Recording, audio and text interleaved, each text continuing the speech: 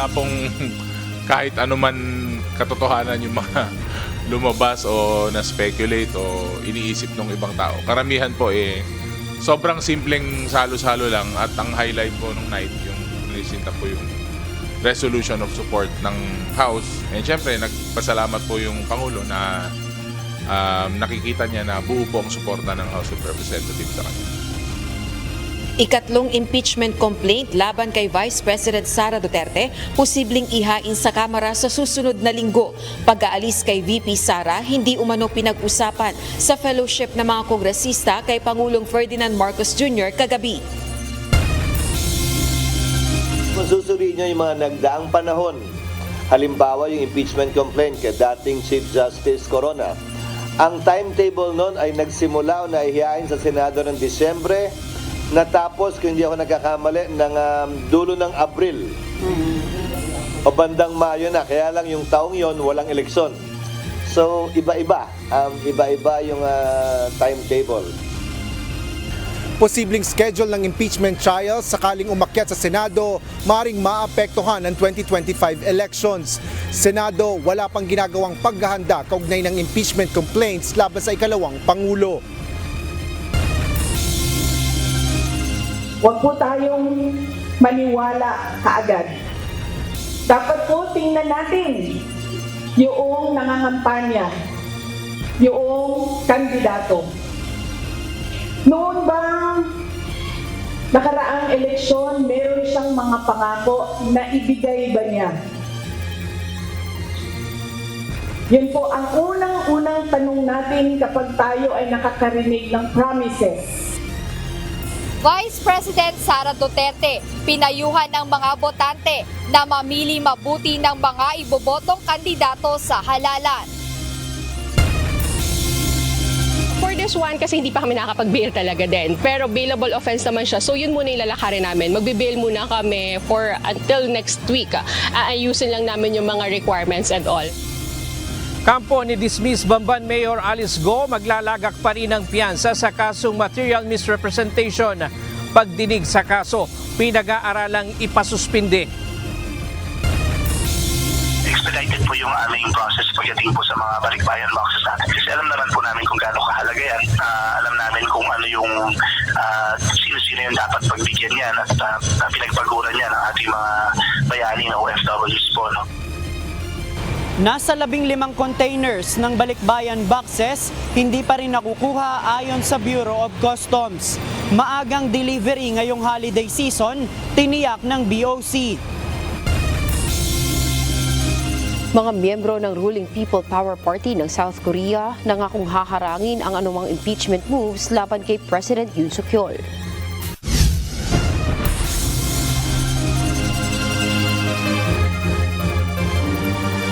Magandang hapon, Pilipinas at sa buong mundo. Tayo po ay sabayang napapakinggan sa Radio La Verdad 1350, ang UNTV Radio. At una sa ating mga balita. Posibleng ihain sa susunod na linggo ang ikatlong impeachment complaint laban kay Vice President Sara Duterte. Samantala hindi naman umano na pag-usapan sa fellowship ng mga kongresista kay Pangulong Bongbong Marcos kagabi ang issue ng impeachment laban sa pangalawang Pangulo. Ito ang balita ni Rosalie Coz, live. Magandang hapon, Rosalie. Yan bang ikatlong impeachment complaint ang hinihintay ng House Secretary General para maitransmit sa tanggapan ni Speaker Romualdez? Magandang hapon, June. Inihayag ni House Secretary General Reginald Velasco na mayroong ikatlong impeachment complaint laban kay Vice President Sara Duterte na nakatakdang ihain dito sa Kamara sa susunod na linggo. Ang reklamong ito ay sabay na itatransmit sa tanggapan ni House Speaker Martin Romualdez.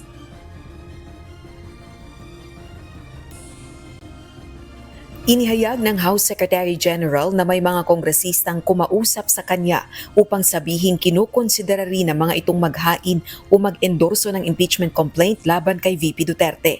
Tumanggi na itong idetalye kung sino ang mga kongresistang ito at kung kabilang ba sila sa majority bloc. Dagdag pa nito, kasalukuyan na rin pinag-aaralan ng kanilang legal team ang dalawang impeachment complaints na unang inihain sa Kamara. So our target is, as soon as next week, we will try to transmit to the office of the speaker. Kasi ayaw nating mahirapan yung office nila na i-evaluate na naman kung tama, di ba? So bago natin i-transmit sa office of the speaker, kailangan kumpleto na yung mga papeles Oras na maihain ang ikatlong impeachment complaint, isasabay na nila itong i-transmit sa tanggapan ni Speaker Romualdez. Kami lang ang nag-decide, ako lang nag-decide na in fairness naman, let's respect yung mga congressman na iba who have other about the impeachment complaint. So, yun, maghintay lang tayo next week kung itutuloy. Sa December 18, 2024, ang huling araw ng sesyon sa plenaryo ng Kamara bago mag-break para sa December holiday season. Samantala, nagsimula ng kumilos ang Makabayan Bloc upang maabot ang kinakailangang 1/3 na pirma ng House members para sa resolution of impeachment laban kay VP Duterte. Araw ng Miyerkules, December 3, nang i-endorso ng Makabayan Bloc lawmakers ang ikalawang impeachment complaint na ang ground ay betrayal of public trust o pagtataksil sa taong bayan. Dahil ito sa matinding pag-abuso umano sa discretionary powers ng Vice Presidente sa paggastos ng nasa 612 million pesos na halaga ng confidential funds mula 2022 hanggang 2023. Kung ihahain ang isang impeachment complaint ng hindi bababa sa 1/3 ng lahat ng miyembro ng House of Representatives, maaari na itong i-endorso ng diretsyo ng House Plenary sa Senado batay sa saligang batas at sa House Rules kaugnay ng impeachment. Kaugnay naman ang fellowship ng nasa 200 kongresista kay Pangulong Ferdinand Marcos Jr. sa Malacanang, Miyerkules ng gabi December 4, iginiit ni na House Deputy Majority Leader Paulo Ortega at House Secretary General Velasco na walang napag-usapan kaugnay ng impeachment complaints laban kay VP Duterte. Ipresenta sa Pangulo ang isang manifesto ng suporta ng Kamara sa gitna ng banta ng destabilisasyon laban sa pamahalaan.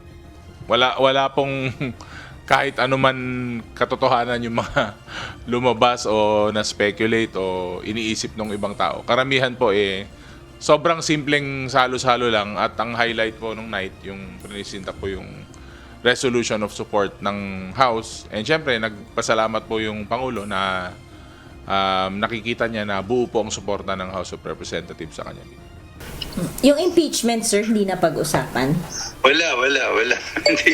Walang napag-usapan tungkol doon. June, binigyan din naman ni House Deputy Majority Leader Representative Ortega na show of support para kay PBBM yung pagtungo ng mga kongresista sa Malacanang kagabi. Balik sa iyo, June.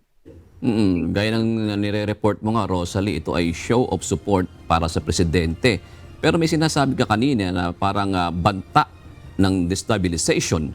Saan ba nanggagaling yun? Kasi noong isang araw sa Committee on Appointments sa Senado, sinasabi ng AFP na wala namang bulong-bulungan sa hanay ng AFP hinggil sa usapin sa destabilization.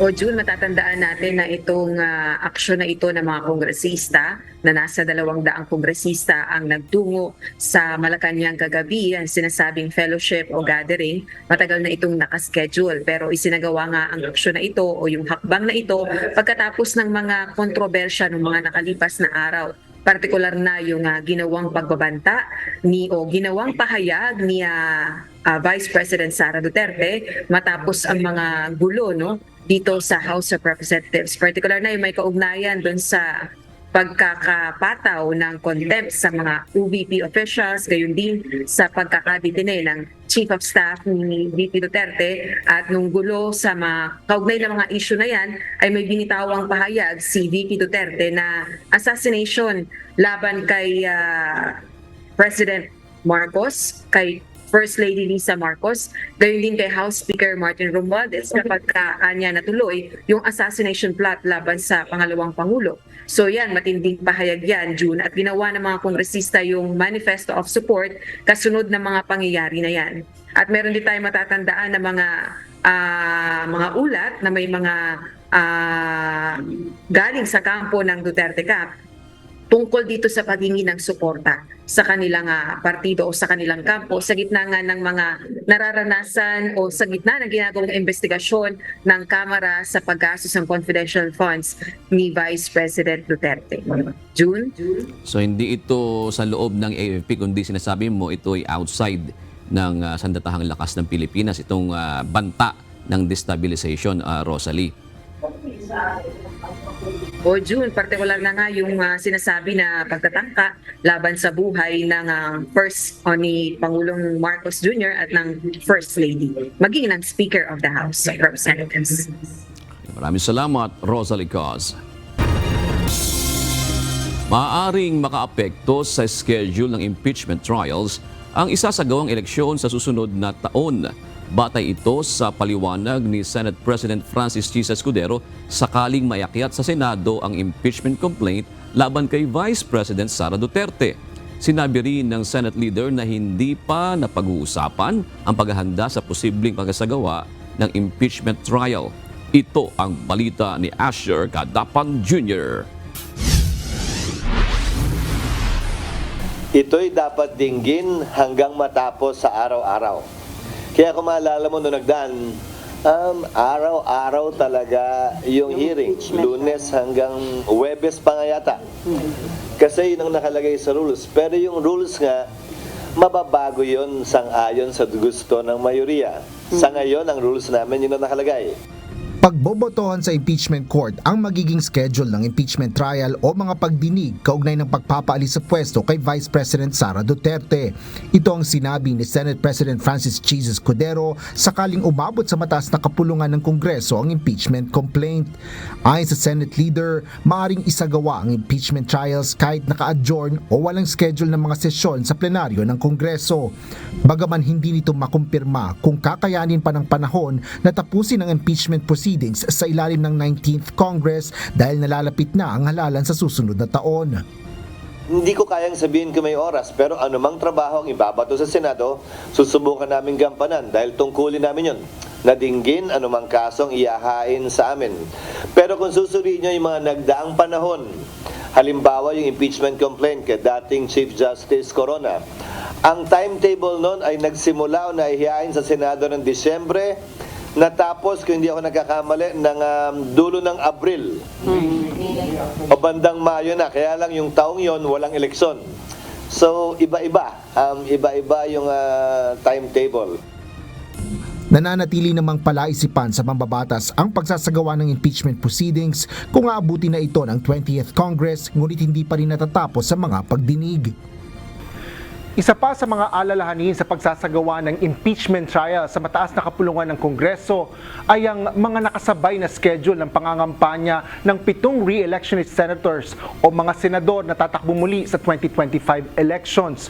Gayunman, binigyan diin ni Senador Escudero na dapat gampanan ng mga senador ang kanilang mga tungkulin sa impeachment court.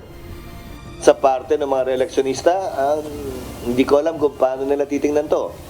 Mas madali bang pangampanya to? Hindi nila kailangan mag-ikot dahil tiyako, televised, nagsusubaybayan ito?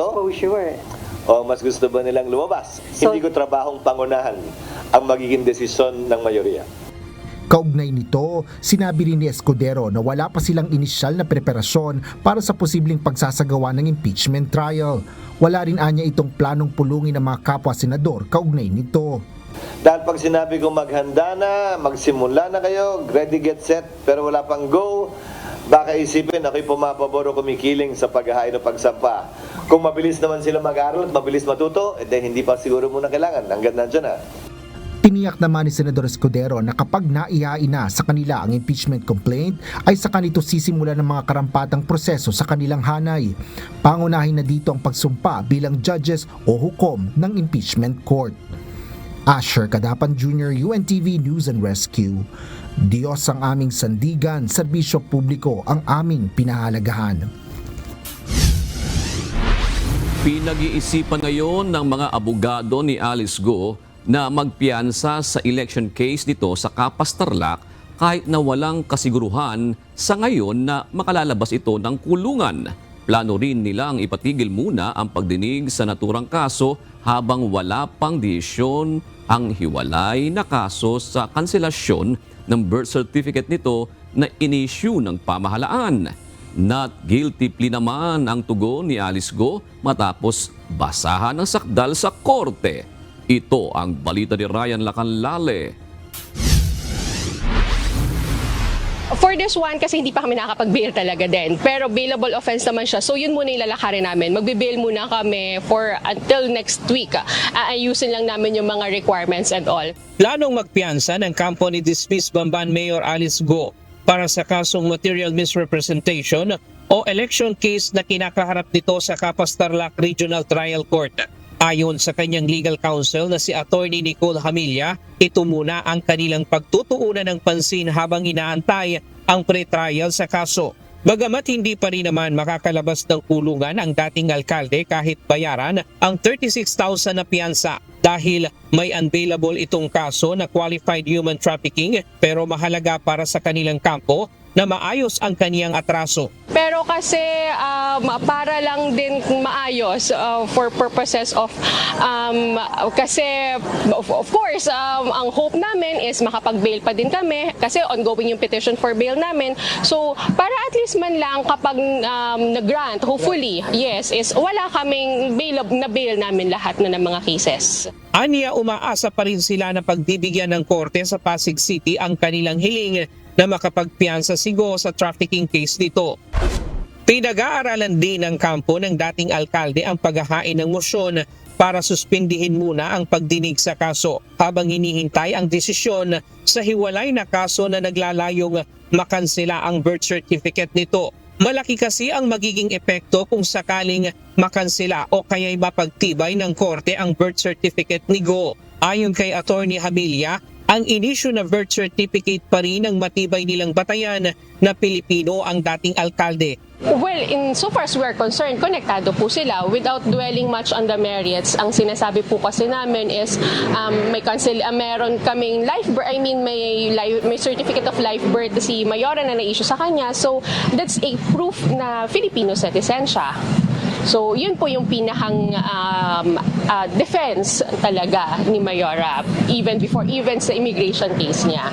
Isinagawa na kanina ng korte sa Kapas Tarlac ang arraignment ni Go sa kasong material misrepresentation na inihain ng COMELEC nitong Oktubre. Inaakusahan si Go ng paglabag sa Section 74 ng Omnibus Election Code dahil sa pagpapakilala nitong siya ay isang Pilipino sa kanyang Certificate of Candidacy noong 2022 elections sa kabila ng pagiging Chinese umano nito. Sa pamamagitan ng video conference kaninang umaga, naghain ng not guilty plea si Go Huaping o Alice Go sa Regional Trial Court Branch 66 ng Kapas Tarlac para sa kasong material misrepresentation. Pebrero ng susunod na taon na itinakda ng korte ang pre-trial sa kaso. Ryan Lacanlale, UNTV News and Rescue. Diyos ang aming sandigan, serbisyo publiko ang aming pinahahalagahan. Sinagot na ng ilang personalidad tulad ni na Attorney Israelito Torion, SMNI host Jeffrey Celis ang inihaing reklamong sedition ni Philippine National Police Criminal Investigation and Detection Group Chief Police Brigadier General Nicolas Torre III sa Department of Justice. Ang reklamo ay nagugat sa naging tensyon sa pag-aresto kay KOJC leader Apollo Kibuloy nitong Agosto. Ito ang balita ni Dante Amento. On my part, sa aming mga abogado, nag-uusap-usap na rin kami, isa itong harassment case, isa itong harassment complaint, hindi pa naman case. Harassment o panggigipit lamang umano ang reklamong sedition at inciting to sedition na inihain ni Philippine National Police Criminal Investigation and Detection Group Chief Police Brigadier General Nicolas Torre III laban sa SMNI hosts na sina Jeffrey Eric Celis at Dr. Lorraine Badoy. Gayon din kina Attorney Israelito Torion, abogado ng KOJC leader Apollo Kibuloy at kilalang vlogger na si Banat Bay. Inireklamo ang mga ito matapos umanong pigilan ang mga otoridad sa pagsisilbi ng warrant of arrest kay Kibuloy at nanawagan sa mga tao na mag-alsa laban sa gobyerno. We caused the rising of people publicly against the government nung incident nung August 24 at saka hinimok daw namin yung mga tao na mag-alsa laban sa gobyerno. Nakita nyo naman, the government is serving a warrant of arrest against 5 fugitives and they're preventing us from doing so. Ayon sa SMNI host na si Celis, naghain na sila ng counter affidavit o sagot sa reklamo sa isinagawang pagdinig kanina sa Department of Justice o DOJ. This is just a part ng systematic na pamimerwisyo ng PNP, lalo na ni Nick Torre. Hindi pa siya nakontento sa kanyang ginawa o sa kanilang ginawa na paglapastangan sa mga konstitusyonal na karapatan ng mga mamamayan doon sa Davao. Naniniwala si Celis na sa pamamagitan ng mga pagdinig na ginagawa ng DOJ ay mabibigyan sila ng due process. But I think the due process will be given to us at ang hustisya sa kanyang pang-aabuso will be answered correctly dito sa forum ng DOJ. Hindi naman nakarating si General Torre at nagpadala lamang ito ng kanilang abogado. Nakatakda ang susunod na pagdinig sa December 10 kung saan inaasahan na maghahain ng sagot ang PNP-CIDG sa kontrasalaysay ni na Attorney Torion, Celis, Badoy at iba pang respondents. Dante Amento, UNTV, News and Rescue. Diyos ang aming sandigan, serbisyo publiko ang aming pinahahalagahan. Libo-libong mga balikbayan boxes na ang naipadala ng mga overseas Filipino workers bago pa man ang Disyembre ayon sa Bureau of Customs. Ayon sa ahensya, titiyakin nila maayos na makararating sa mga pagdadalhan ng OFW ang kanilang mga balikbayan boxes. Samantala, meron pang nasa 15 container ng balikbayan boxes ang hindi pa nakiklaim. Ito ang balita ni JP Nunez. Nagpitik naman yan mga usually dumarating na siya ng mga October, November, no? Konti na lang sa December kasi siyempre pa-process pa. So gano'n, ilang peak time yan. Mas kakaunti na lang ngayong buwan ng Disyembre ang mga overseas Filipino workers na magpapadala ng mga balikbayan boxes. Ayon kay BOC Assistant Commissioner Attorney Vincent Philip Maronilla, karamihan ng mga OFW ay nagpapadala na sa buwan ng Oktubre at Nobyembre. Mula sa nasa 10 container ng balikbayan boxes sa mga regular na buwan, noong Oktubre at Nobyembre ay umaabot na sa 20 hanggang 25 mga container ng balikbayan boxes ang natatanggap ng customs kada linggo. Katumbas ito ng nasa 15,000 mga balikbayan boxes. Ayon sa BOC, meron na silang mga patakaran upang matiyak na makiklaim ng maayos ng mga pinadalhan ng OFW ang kanilang mga ipinadala. Expedited po yung aming process pagdating po sa mga balikbayan boxes natin. Kasi alam naman po namin kung gaano kahalaga yan.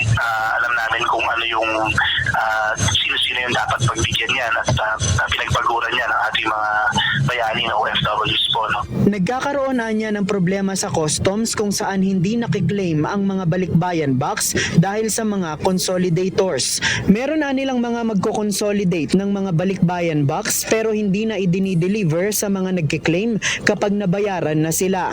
Sa ngayon, meron pang nasa 15 mga container ng balikbayan boxes ang hindi nakiklaim. Tatrabahuhin pa umano ng customs na maipadala ito bago matapos ang taon. Marami pa, no? Meron pa kami ngayong pinoprosesong siguro mga 11 to 15 containers no? Na ilabando na. Hahawakan namin ito hanggang kaya namin, no? Hanggang maklaim nila. Pero mag-a-announce din naman po kami kapag in the proper time na talagang kung kinakailangan na namin ito i-dispose of dahil sobrang tagal na rin po hindi naman kiniklaim. Samantala, nagbabala naman ang Bureau of Customs sa publiko sa iba't ibang uri ng scam. Kasama dito yung scam na ginagamit yung pangalan ng customs at sasabihing merong makukuhang balikbayan box tsaka manghihingi ng pera pero wala namang makukuhang kapalit. Muling paalala ng ahensya, walang ganitong kalakaran sa lehitimong proseso ng customs. Ayon sa kawanihan, kung sakaling magkaroon ng problema ang mga Balikbayan Box, maaaring mag-message sa kanilang social media accounts upang maaksyonan. JP Nunez, UNTV, News and Rescue. Diyos ang aming sandigan, serbisyo publiko ang aming pinahahalagahan. Tiniyak na Civil Aviation Authority of the Philippines may backup system na ang mga paliparan para makaiwas sa anumang aberya ngayong holiday rush. Samantala, pinaalalahanan naman ng mga pasahero na mas maagang pumunta sa paliparan dahil sa pagdagsa ng maraming mga biyahero ngayong holiday season. Ito ang balita nila Lane Moreno. Meron tayong ginawang backup system just in case na magkaroon ng issue. Sa amin po namang assessment, wala akong mangyayaring maging problema itong holiday season.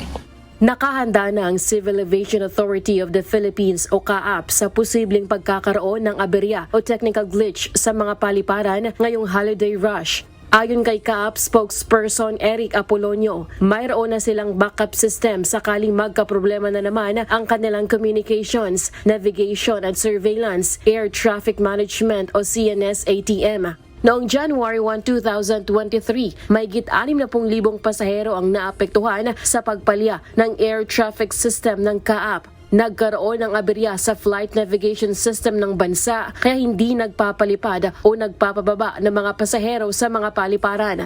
Ayon kay Apolonio, nagkaroon na ng improvement at napalitan na noong nakaraang buwan ang naturang program kaya tuloy-tuloy na ang kanilang operasyon. Patuloy rin ang pagsasaayos ng CAAP sa air navigation equipment. May pondo na rin para sa Air Navigation Modernization Program ng CAAP at inaasahang may kakabit na ang mga bagong equipment sa paliparan sa susunod na taon. Samantala, pinaalalahanan naman ng mga pasahero na mas maagang pumunta sa airport dahil sa inaasahang pagdagsa ng mga pasahero ngayong holiday. Pag itong holiday rush, medyo mag-adjust po tayo na ating pagpunta sa airport mga 3 hours before travel time or take-off time. Nandun na kayo sa airport, naka-check-in na dahil unang-una, napakarami talagang tao. Although masusilbihan naman natin ang ating mga empleyado yan dahil wala na ho kaming leave at day off during this holiday season. Ayon kay spokesperson Apolonio, nakahanda silang tugunan ng mga pangangailangan at posibleng problema sa pagdagsa ng mga pasahero sa mga paliparan. Magbubukas din sila ng mas maraming check-in counters sa tulong ng mga airline staff at kawani ng Office for Transportation Security upang hindi maantala ng matagal ang mga pasahero. Lalaine Moreno, UNTV News and Rescue. Diyos ang aming sandigan, serbisyo publiko ang aming pinahahalagahan. Nag-iikot sa iba't ibang lugar sa bansa si Vice President Sara Duterte bilang bahagi ng pagdiriwang ng ika-89 na anibersaryo ng kanyang tanggapan, kung saan sa isang gift giving sa Ifugao ay nag-iwan ito ng mensahe para sa mamamayang Pilipino. Ito ang balita ni Jed Neresina. Una, ano ang mga pangako na napako? Pangalawa, hindi niyo utang na loob sa kanila ang ayuda.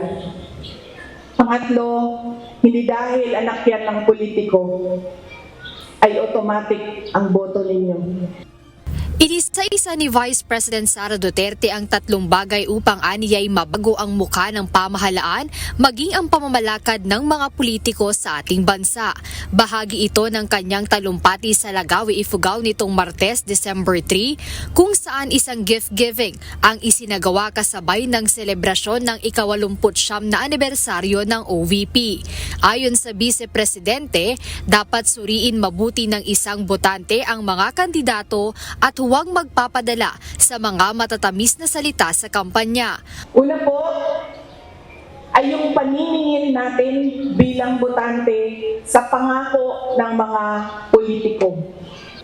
Huwag po tayong maniwala kaagad.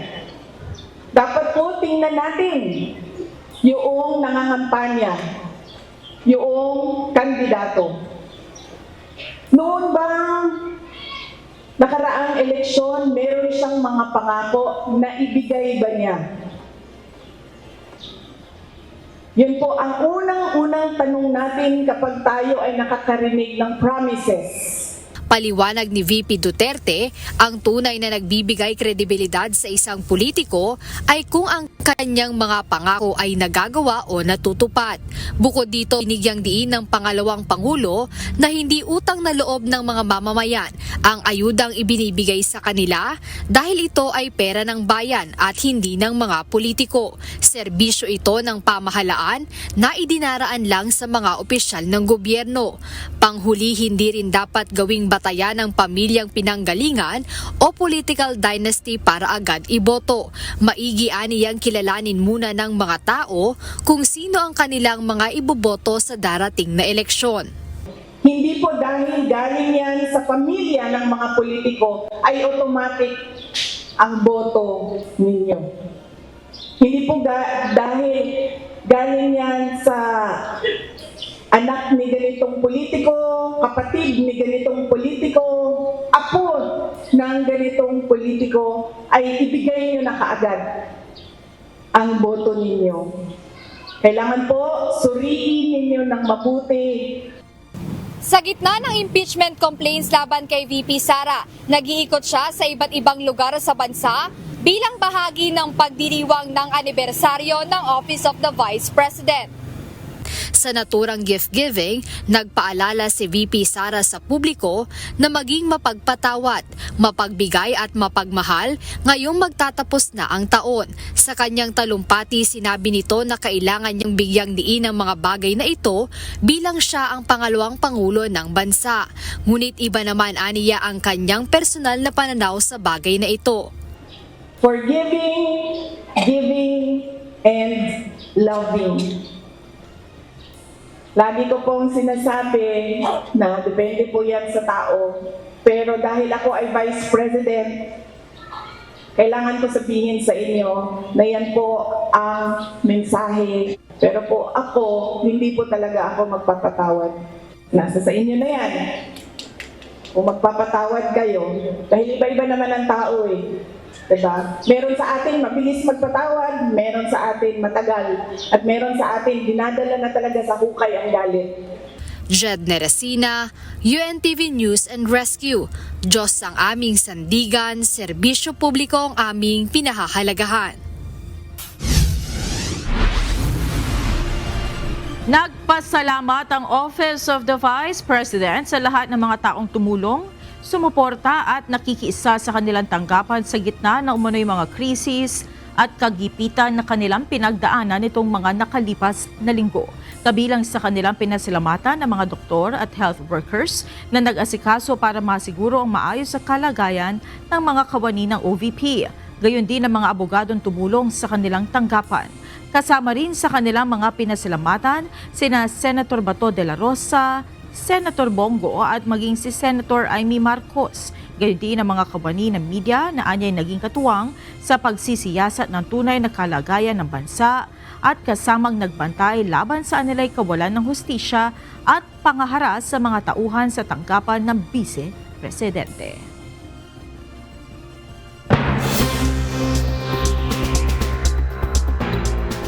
Nagbitiw sa pwesto ang Defense Minister ng South Korea kasunod ng binawing martial law declaration. Nangako naman ang partido ni President Yoon Suk-yeol na haharangin nila ang anumang mga pagtatangka na mapaalis ito sa pwesto. Ito ang balita ni Kat Dumaraos. Tinanggap na ni South Korean President Yoon Suk-yeol ang pagbibitiw ni Defense Minister Kim Yong-hyun. Si Kim ang sinasabing nagpanukala kay President Yoon na magdeklara ng martial law noong Martes ng gabi na agad din naman niyang binawi. Kasunod ng kanyang pagbibitiw, ninomina naman bilang kapalit nito ang ambassador ng Korea sa Saudi Arabia na si Choi Byung-hyuk. Ang nominasyon o pagtatalaga ni Yoon ng bagong defense minister ang kanyang unang opisyal na aksyon mula nang bawiin ng deklarasyon batas militar. Samantala, posibleng pagbotohan bukas, December 6, ang impeachment kay President Yoon. Nangako naman ang partido ng presidente na tututulan ang anumang mga hakbang para mapaalis ito sa pwesto. Ayon sa pinuno ng People Power Party kung saan kabilang si Yoon, nagkakaisa ang kanilang mga miyembro na harangin at talunin ang mosyon ng oposisyon na i-impeach ang Pangulo. Kat Maraos, UNTV News and Rescue, South Korea. Diyos ang aming sandigan, serbisyo publiko ang aming pinahahalagahan. Inatake ng Chinese hacking group ang American telecommunication system ngayong araw ayon sa Federal Bureau of Investigation. Patuloy na nakaka-access ang Salt Typhoon hacking group sa system at ayon sa FBI, malaking bilang ng metadata ng Americans ang nakuha ng hackers.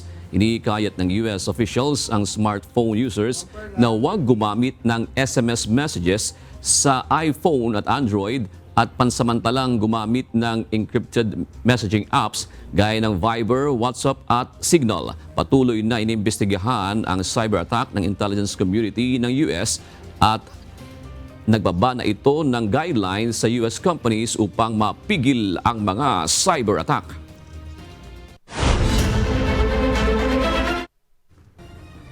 Sinabi ng Department of Justice o DOJ ngayong hapon na muling pinagbigyan ng Timor-Leste ang hiling ng pamahalaan ng Pilipinas na extradition o pauwiin sa Pilipinas si dating Negros Oriental Congressman Arnolfo Arnie Teves Jr. Ayon sa Department of Justice, nagpapasalamat sila sa desisyon ng Timor-Leste pabor sa request ng Pilipinas. Bunsod ng pasyang ito, mahaharap na rin ni Teves sa mga kasong murder na isinampas sa kanya kaugnay ng pagpatay kay Governor Roel Degamo at iba pa. Ang desisyong ito ay kasunod na ikalawang pagdinig ng korte sa extradition case ni Teves na una nang hinarang ng kanyang mga abogado. Binigyan din ng kagawaran na patunay lamang ito na may merito o bigat ang kanilang request. Sabi naman ng abogado ni Teves na si Attorney Ferdinand Topacio, hindi pa niya nakita ang desisyon kaya hindi pa siya makapagbigay ng komentaryo rito. Bumilis ang naitalang inflation rate sa bansa para sa buwan ng Nobyembre ngayong taon. Base sa latest report ng Philippine Statistics Authority o PSA, umabot sa 2.5% ang inflation rate noong nakaraang buwan. Mas mataas ito kung ikukumpara sa 2.3% na record noong October 2024. Ayon sa PSA, isa sa malaking dahilan ng pagbilis ng inflation noong nakaraang buwan ay ang pagtaas ng presyo ng mga pagkain at inumin. Bumisita si Pangulong Ferdinand Marcos Jr. sa Mindanao Region upang personal na mamahagi ng titulo ng lupa sa mga benepisyaryo ng lupang agraryo. Ayon kay Pangulong Marcos, patuloy ang ginagawang hakbang ng pamahalaan upang mapalago ang sektor ng agrikultura. Ito ang balita ni Nel Maribuhok. Tunay ngang napakaganda ng Sarangani mula sa inyong mga likas na yaman hanggang sa inyong masaganang agrikultura. Patuloy pa natin itong iniingatan at pinapatatag dahil napapadalas ang bagyo sa ating bansa, bunsod ng tinatawag na climate change o pagbabago ng ating klima. Patuloy na patatatagin ng administrasyon ang sektor ng agrikultura sa gitna ng banta ng sunod-sunod na bagyo na kamakailan ay naranasan ng bansa. Ito ang ipinahayag ni Pangulong Ferdinand Marcos Jr. matapos mamahagi ng titulo ng lupa sa Region 12 o Central Mindanao. Ayon sa Pangulo, kabilang sa ginagawang hakbang ng pamahalaan ay ang pagtapos sa mga flood mitigation structure. Binanggit ng Pangulo ang mga proyektong malapit nang matapos sa Mindanao. Kaya masaya ko pong ibabalita sa inyo na malapit nang matapos ang flood mitigation structure na ginagawa sa Bagakay Creek dito sa Alabel at Badtasan River Flood Control sa Kiamba sa Sarangani naman. Sana makatulong po ito para maiwasan natin ang matitinding pagbaha at pagkasira ng ating mga pananim. Ayon kay Pangulong Marcos, patuloy na hanap ng paraan ang kanyang administrasyon para mapalago ang agrikultura sa bansa at mapangalagaan ang kapakanan ng mga magsasaka. Pinag-aaralan po namin ang mga hakbang upang makasabay ang sektor ng agrikultura sa modernong pamamaraan at pag-aani. Samantala, upang mapabilis ang rehabilitasyon sa Marawi City, nilikha ni Pangulong Marcos ang Office of the Presidential Advisor for Marawi Rehabilitation and Development sa ilalim ng Executive Order No. 78. Pamumunuan ito ng Presidential Advisor for Marawi Rehabilitation. Kabilang sa tungkulin ng tanggapan na ito ay magbigay ng payo sa Pangulo sa lahat ng bagay ukol sa rehabilitasyon at pagbabalik ng kapayapaan sa Marawi. Nel Maribuhok, UNTV News and Rescue, Diyos ang aming sandigan, serbisyo publiko ang aming pinahalagahan. Tiniyak ng Department of Agriculture na hindi ningas-kugon ang pagbebenta ng 40 pesos per kilo na bigas sa ilang palengke. Dagdag pa ng kagawaran, mabibili na rin ang ganitong presyo ng bigas sa iba pang stalls bukod sa mga kadiwa kiosk na nakapwesto sa mga piling pamilihan sa Metro Manila. Ito ang balita ni Ivan Alvarez. Ang daming supply ngayon ng bigas at nabanggit din ni Secretary na magiging tuloy-tuloy ito. Hindi ito ningas-kugon. Tuloy-tuloy na ang pag-aalok ng 40 pesos per kilo na bigas sa ilang pamilihan. Ito ang tiniyak ng Department of Agriculture kasabay ng formal na paglulunsad ng mas murang bigas sa ilalim ng Rice for All program ng pamahalaan. Available na ito sa kadiwa ng Pangulo Kiosk na inilagay sa Kamuning Public Market, Guadalupe Public Market, Malabon Central Market, New Las Piñas City Public Market at Pasay City Public Market. Si Mang Oscar Gasang hindi na nagpatumpik-tumpik pa nang malamang may mura ng bigas sa Kamuning Public Market. Malaki rin ang kanyang matitipid kung tig 40 pesos na bigas na ang kanyang bibilhin sa halip na ang nakasanayang tig 58 pesos per kilo. Ang natipid niyang halos 20 pesos, ipambibili naman niya ng ulam. Sana't magtuloy-tuloy siya. Oo, tama naman. Para naman malaking ginawa ito para sa aming mga sambayan ng Pilipino na naghihirap din. Katulad ko, senior citizen na ako. Ayon sa DA, ito talaga ang layunin ng pamahalaan na maiparamdam sa mga Pilipino na kaya pang mapababa ang presyo ng bigas sa bansa sa kabila ng inflation. Mayroon din itong epekto kasi evident naman dito na meron na ring nagsisimula magtinda ng 40 pesos. Yung monitoring namin sa ibang palengke meron na rin na nagpo-40. Kaya naman balak ng kagawaran na ipagpatuloy pa ito at paabutin din sa iba't iba pang probinsya sa bansa. Suportado naman ito ng rice retailer na si Javier Villena. Anya, hanggat may supply at walang reklamo ang consumer sa kalidad ng bigas, ay tuloy rin siya sa pagbebenta nito. Wala naman silang angal dahil maputi yan. Ayan ay special. Hindi naman yung may itim, maputi yan. Sang-ayon naman dito ang ilang mamimili. Pasok ng pasok to. Palagi ko naman ganda naman eh. Pag masarap isain. Dito na ako. Ito ang 40 pesos na bigas na binibenta sa kadiwa ng Pangulo Kiosk. Ngayon, isasaing natin at titikman kung okay nga ba ang lasa. Ngayon, isasaing natin at itatry kung okay nga ba ang lasa.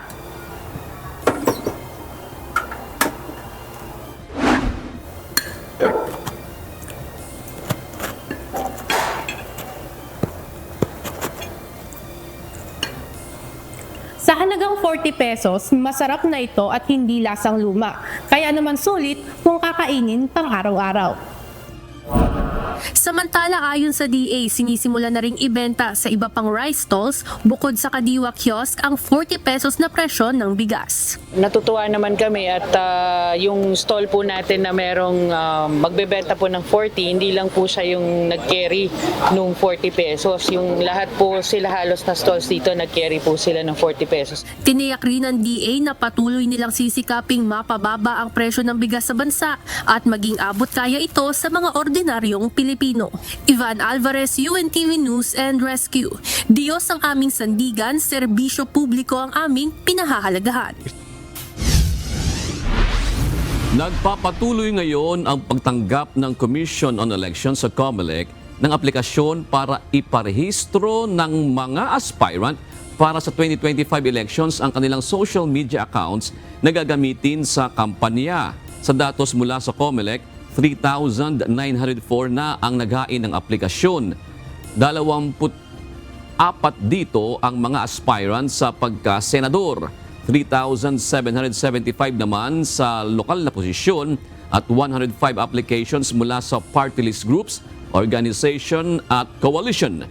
Ang isang social media na hindi rehistrado sa COMELEC ay hindi pwedeng gamitin sa pangangampanya o online campaigning. Tatagal lamang ang aplikasyon hanggang sa December 13. Tinulungan ng UNTV News and Rescue ang isang lalaking nabangga ng motorsiklo habang naglalakad sa kalsada sa Sangandaan, Caloocan City. Ito ang balita ni Lisel Nael.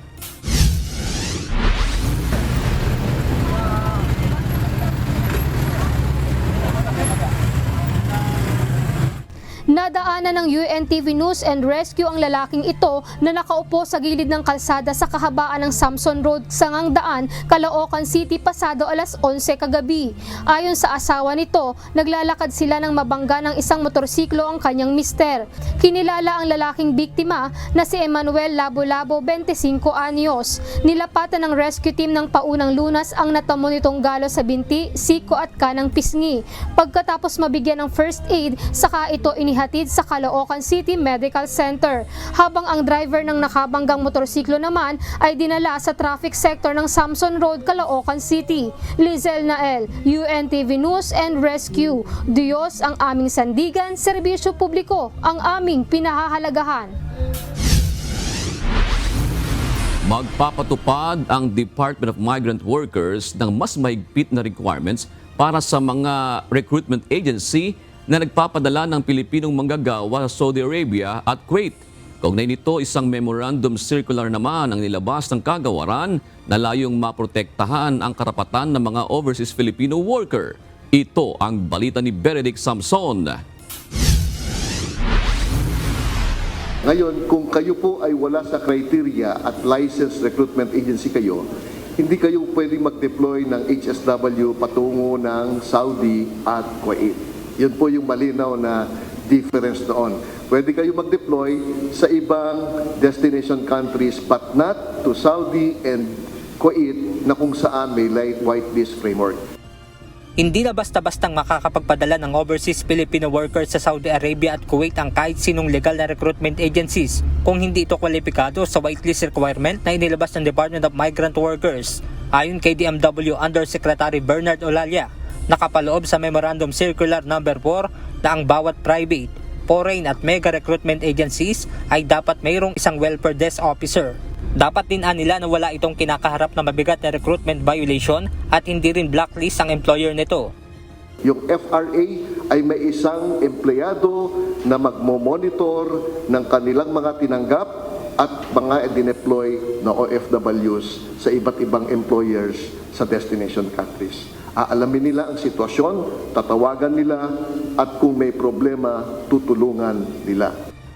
Ang whitelisting requirement ay naglalayong maiwasan ang pananamantala sa mga OFW at matiyak ang mga karapatan ng manggagawang Pilipino. Nisigurado natin na yung may magandang track record lamang ang makakapag-deploy ng mga domestic workers. And of course, we have bilateral labor agreements with the major countries, the major destinations ng OFWs. Samantala sa Memorandum Circular No. 5, nakasaad naman na dapat nasusunod ang job description ng isang job order position.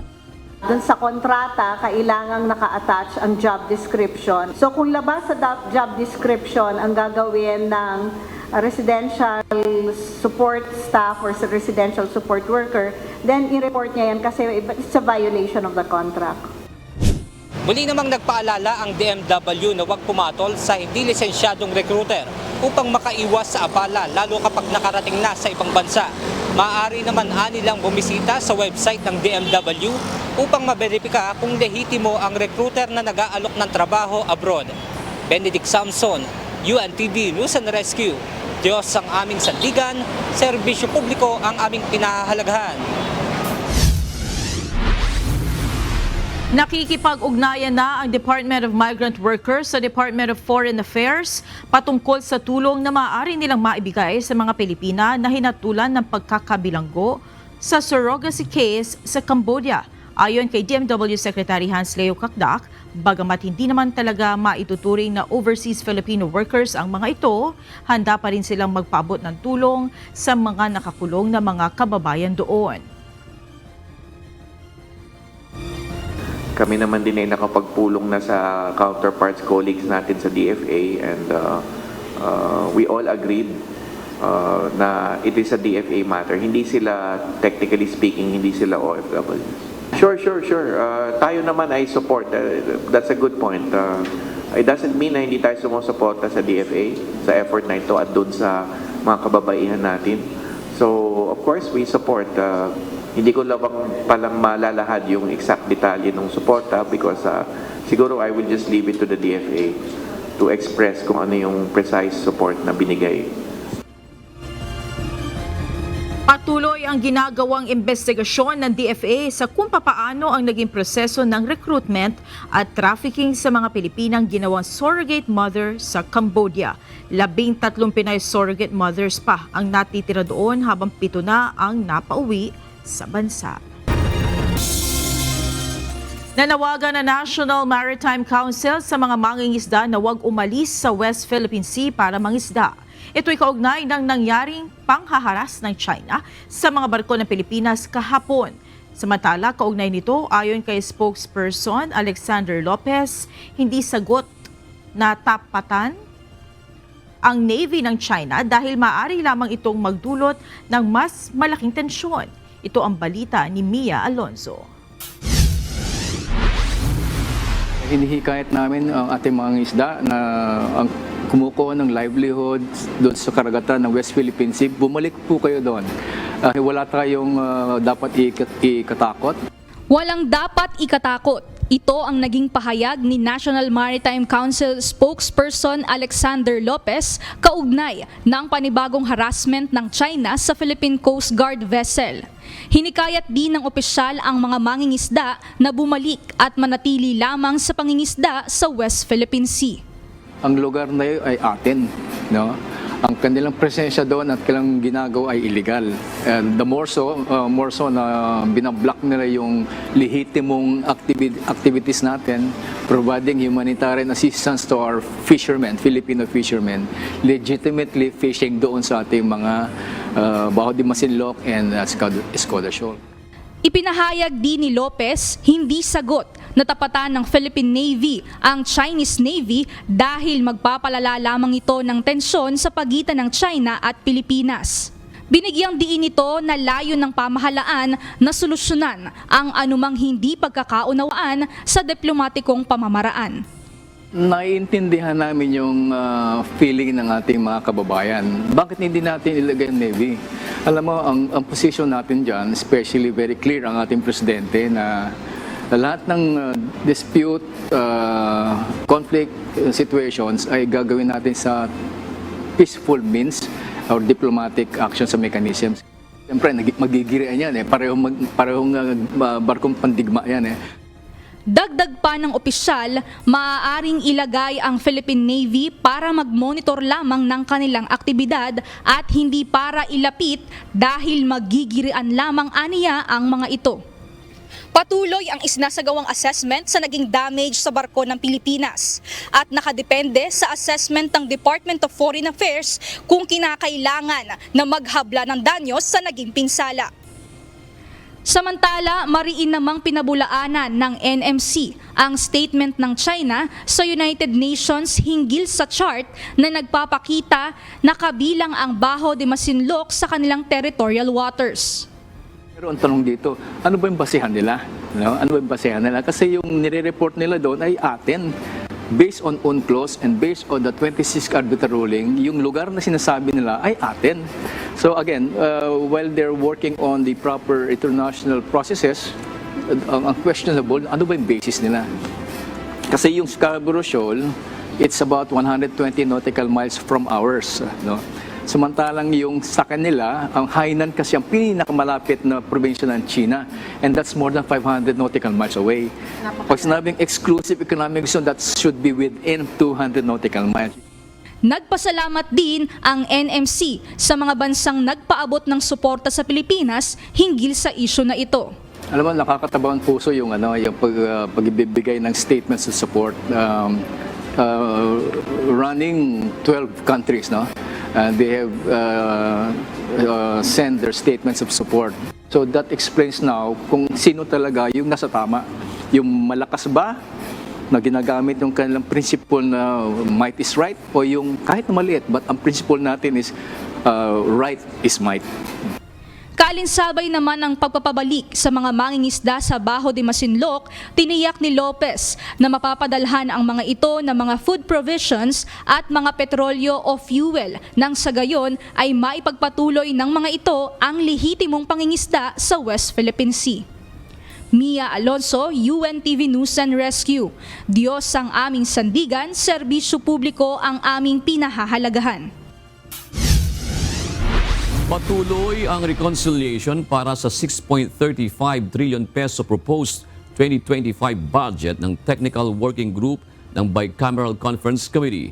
Ayon kay Senate President Francis Escudero, inaasahang magpupulong muli ang BICAM panels sa susunod na linggo upang pag-usapan at aprubahan ang mga panukala ng dalawang kapulungan ng Kongreso. Kasama sa mga inaasahang nakatakdang talakayin ang pondo ng Office of the Vice President at ang budget para sa Ayuda sa Kapos ang Kita Program o AKAP. May tentative BICAM meeting kami ng 9 or 10 ayon kay Senator Grace. Hindi pa nga lang sigurado yung petsa. Kasi may signing din ng ilang bill sa December 9. So baka magkaipit-ipit sa schedule doon. Pero hopefully by next week magkakaroon ng isang Bicameral Conference Committee meeting para mag-discuss, mag-approve ng mga pinopropose ng House and Senate staff kaugnay ng reconciliation ng budget. Hinahanap pa rin ng mga tauhan ng Police Regional Office 9 ang katawan ng American vlogger na si Elliot Eastman matapos na sabihin ng suspect at witness na inihulog ito sa dagat. Ayon sa Police Regional Office 9, hindi pa rin naisasampa ang murder case laban sa mga suspect. Ito ang balita ni Lea Ilagan. We want to believe na namatay na nga po si Elliot Eastman dahil dun sa testimonies na nakuha natin from a witness and one of the suspects. Patay na umano ang American vlogger na si Elliot Eastman. Ito ang ipinahayag ng Police Regional Office 9 base sa salaysay ng isang witness bukod pa sa sinabi ng isa sa mga nahuling suspect. Ayon kay Pro9 Acting Spokesperson, Police Lieutenant Colonel Ramon Celio Sawan, base sa pahayag ng suspect, pinawian ng buhay si Eastman noong gabing dinukot ito, bunsod ng tama ng bala ng baril sa katawan. Sinabi pa umano ng nahuling suspect na itinapon na lamang si Eastman sa dagat habang bumabiyahe sa bahagi ng Zamboanga City patungo sa direksyon ng Basilan. Sometime in November, nahuli po natin ang isa sa mga sangkot po sa pag-abduct kay Elliot Eastman. At sana po mismo ang nagsabi na nagpatotoo po doon sa sinabi nung unang witness na nakuha natin. Na-confirm niya nga po na nabaril si Elliot. Tapos nung nasa laot na po sila, itinapon na pansin po nila na namatay na si Eastman kaya itinapon po nila yung katawan niya doon sa dagat. Dagdag ni Lieutenant Colonel Sawan, naiparating na nila sa US Embassy ang nangyari kay Eastman. Subalit sa ngayon, hindi pa rin naisasampa ng Pro9 ang murder case laban sa mga suspect dahil hindi pa rin nakikita ang bangkay ng American vlogger.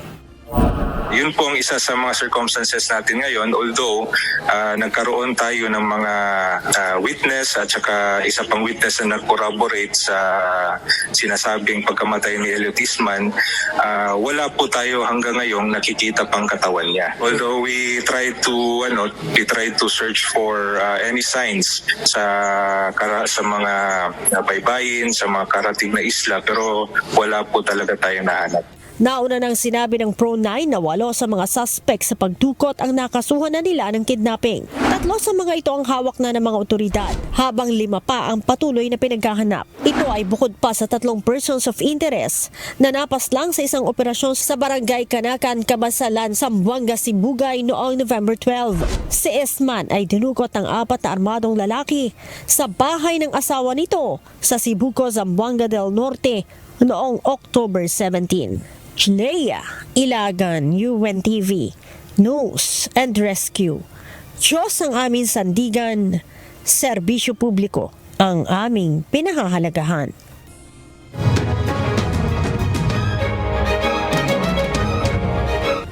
Namahagi ng Electronic Land Titles, Certificate of Land Ownership Awards o CLOA titles at Certificates of Condonation with Release of Mortgage o COCROMs ngayong araw si Pangulong Ferdinand Marcos Jr. sa Panabo, Davao del Norte.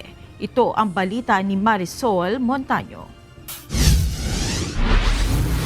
Wala na po kayong iisipin na babayarang amortisasyon, interes o at iba pang mga surcharge. Sa madaling salita, lahat ng inyong utang burado na, limpyo na tanan.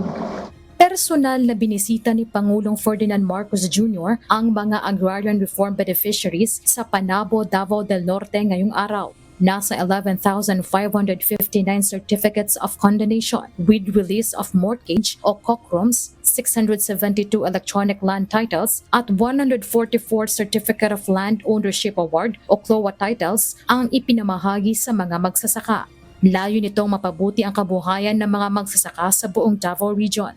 Nalipay mi pag-ayo tungod kay wala kami maayo nga kanang kita sa umahan gumikan sa kapobrehon ana misudyod kayo sukad atong COVID-19.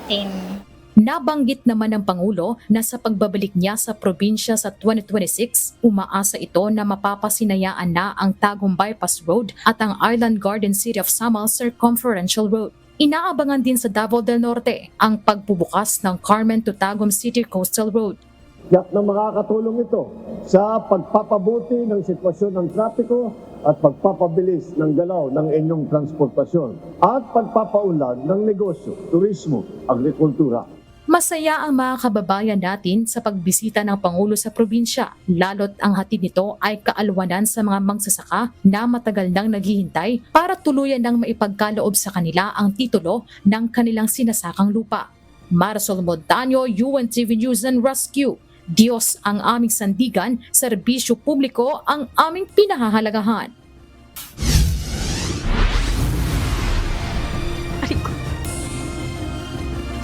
Bubuksan ng lokal na pamahalaan ang mga universidad sa paligid ng Central Business District sa Baguio City para magamit bilang parking area ng mga turista. Ito ang isa sa nakikitang solusyon ng LGU para mabawasan ang problema sa kakulangan sa parking space sa lungsod. Ito ang balita ni Grace Doctorero. Sobrang hirap mag-parking at saka mahirap talaga traffic, ang daming sasakyan. Po kayo nag-antay Mga isa't kalahating oras bago ako makapark dito.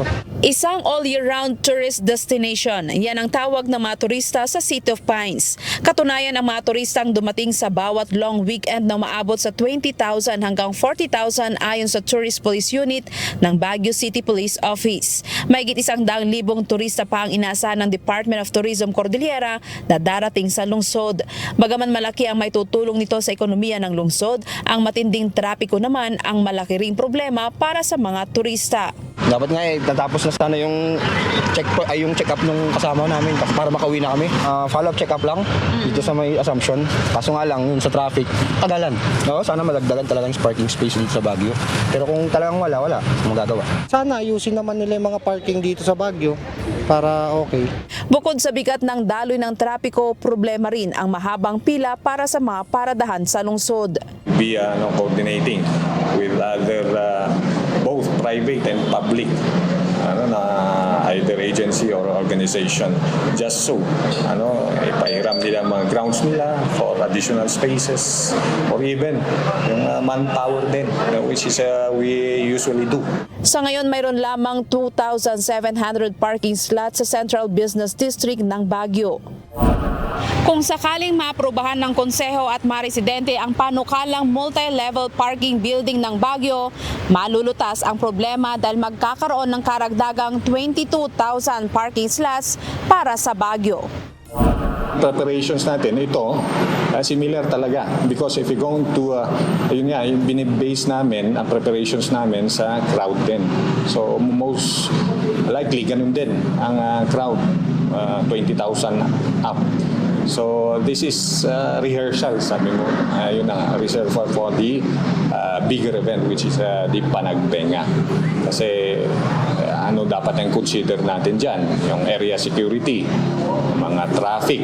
Sa ngayon, ang mga otoridad ay nagpapatupad ng traffic schemes at nagpapatupad pa rin ng number coding scheme sa kabila ng holidays.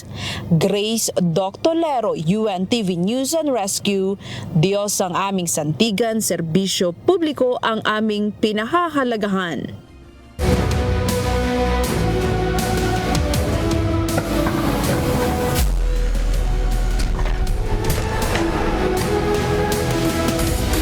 Umanga sa 3 panalo at wala pang talo ang AFP Cavaliers matapos ang elimination games kahapon sa UNTV Cup Season 11, habang nagwagi naman sa kani-kanilang laban ng DA Food Masters at GSIS Furies. Ito ang balita ni Bernard Dadis.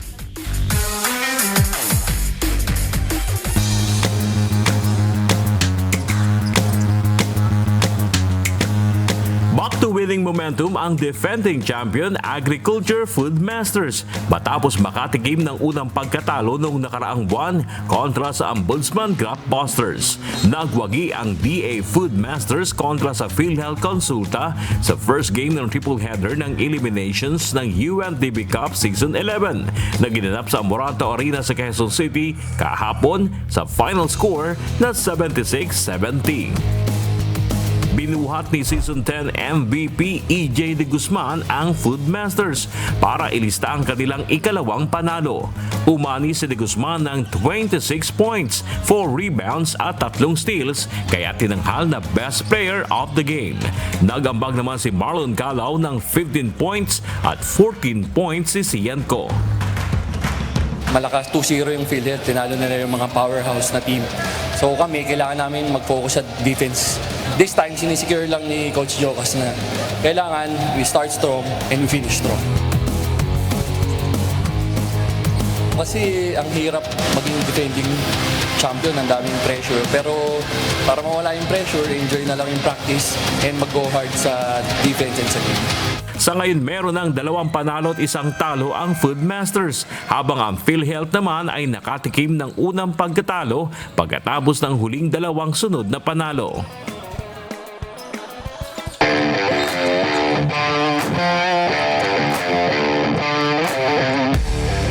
Matinding pukpukan naman ang ipinamalas ng GSIS Furies at rookie team BJMP Greyhounds sa second game para makamit ang una nilang panalo ngayong season. Mula sa umpisa, matinding dikdikan ng opensa ng GSIS at BJMP. Umiskor agad ng 10 points si James Tupas at 9 points naman si Cirilo Maaghop para idikta ang momentum ng Greyhounds sa first quarter 23-25. Second frame, bumuelta ang GSIS. Nagbuslo ng tig 7 points si Jefferson Gonzalez at Jonathan Pareño, habang tig 6 points naman si Reniboy Bansali at Mark Branya para agawin na ang abante 52-51 and of first half. Third kanto, mainit pa rin si Mark Branya na kumayod ng 11 points para sa GSIS, kaya naman lamang pa rin sila ng 4 points, 74-70. Last quarter, umatsyada ng 11 points si Tupas para sa Greyhounds. Subalit kinapos ito para sa kuponan ni Coach Chodo Villanueva. Sa huli, nagwagi ang GSIS sa score na 99-95. Best player of the game si Mark Branya na kumamada ng 24 points, 5 rebounds at 3 steals. Ayon kay Mark, malaking tulong sa kanila ang presensya ni Coach Chodo Villanueva na hindi nila nakasama sa una nilang 2 laban. Sobrang dami naming challenges na pinagdaanan. Despite the challenges, we're able to get this win, our first win. So ayun, we just stick to the system of Coach Cholo. Sobrang laking bagay ni Coach Cholo sa team. Nagkaroon kami ng sistema, nagkaroon kami ng game plans, strategies para makuha yung mga yung panalo. Ito ang unang panalo ng GSIS ngayong season, habang ito na ang ikatlong sunod na pagkatalo ng BJMP.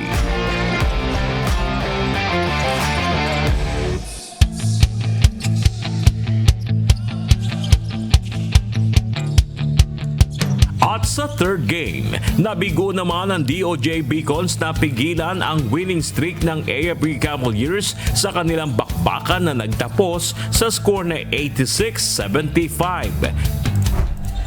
Nakipagsabayan hanggang sa dulo ang Beacon, subalit mas nanaig ang koponan ng mga sundalo sa pangunguna ni Edgar Castro na pumutok ng 20 points, 8 rebounds at 2 assist. Sa kabila naman ng hindi nakarating ang kanilang head coach na si Jeffrey Kiambao, naihanda naman nila sila nito ng husto bago ang game day. Si Coach J-Poy, kahapon, binigyan na kami ng instructions na wala siya din. Nandun naman yung mga coaches namin, si Master Mendoza, saka si Coach Noy Bermudez. Nilatag niya naman lahat kung anong gagawin namin.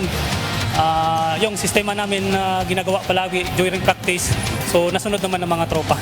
Sakay na may malinis na 3-0 win-loss record ng AFP, kaagapay ng SSS Pension Boosters sa Group B. Samantalang sa Group A, ang Ombudsman naman ang nangunguna na may 3 ring panalo at wala pang talo. Bernard Daddy's UNTV News and Rescue. Diyos ang aming sandigan, serbisyo publiko ang aming pinahalagahan.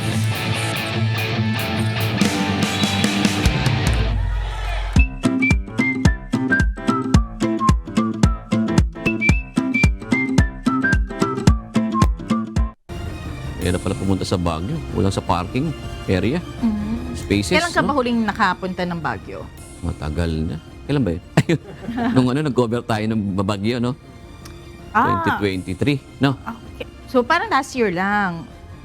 2020, 2024. 2020. Parang gano'n na. Last year lang. Oo, ako talaga kasi siguro hindi bababa na 5 taon since huli ako napunta na Baguio. Pero noon pa man, problema na yung parking, traffic, di ba? So, ito yung balita ni Grace kanina, no, na may bubuksan na paaralan para sa parking space sa mga turista. Yan. Sabi dito kasi sa Metro Manila, magkakaroon kaya ng ganyan, no? Pero although bumibigat, pero hindi katulad talaga nung bago mag-pandemic, ano? Yung traffic sa Metro Manila. Dati kasi bago mag-pandemic talagang nakatulong ka talaga yung EDSA busway, di ba? Kasi dati noon na talagang lumutang yung katotohanan, ang cost talaga ng traffic, yung mga bus na nakabalandra. Kasi bawa, 1 lane, 2, 3 lane ang nakukuha dati nung araw, di ba? Lalo na dyan sa may bandang Cubao, talagang babara sa kalsada, di ba? Ayan.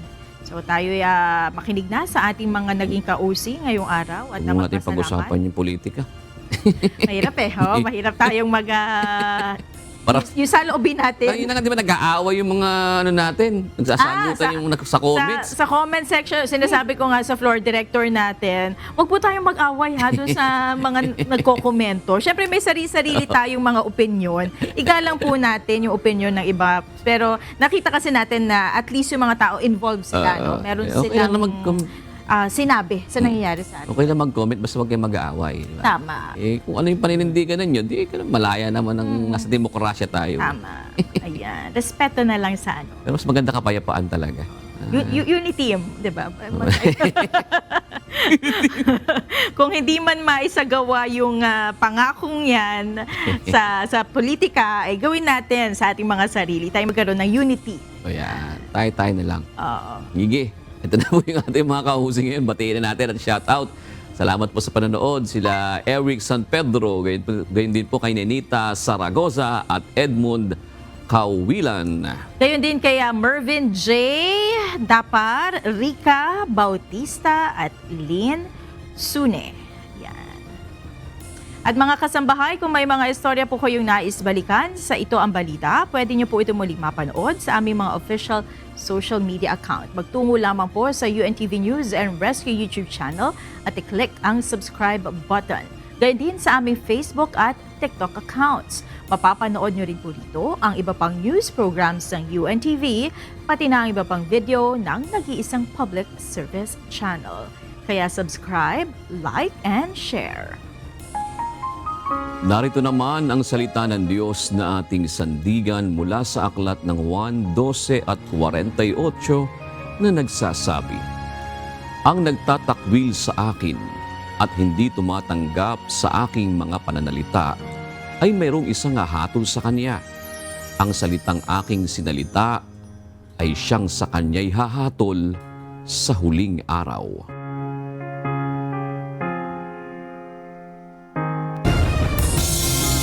Yan ang naging kabuuan ng ating balitaan ngayong gabi. Aming inilahad ng buong katapatan kung paano namin nasaksihan.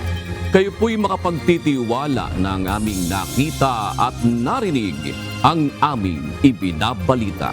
At dito po sa UNTV, Diyos ang aming sandigan, serbisyo publiko ang aming pinahahalagahan. Magandang gabi po.